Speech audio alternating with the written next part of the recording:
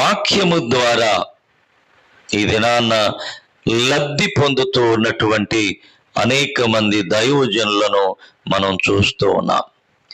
వాక్యాన్ని బోధించటం, లేక ఇంకో మాట చెప్పాలి అంటే వాక్య వ్యాపారాన్ని చేస్తూ ఉన్నటువంటి విధానం నేటి దినాన మనం చూస్తూ ఉన్నాం.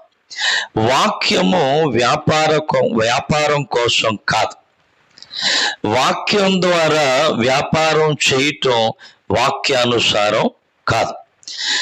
వాక్యము దేవుడు దేని కొరకు మనకిచ్చాడో అది గ్రహించగలగాలి. అది గ్రహింపు లేనటువంటి అనేక మంది సేవకులు కానివ్వండి, సువార్థికులు కానివ్వండి, లేక వాక్యాన్ని ప్రకటించేవారు లబ్ధి కొరకు ప్రకటిస్తూ ఉన్నారు.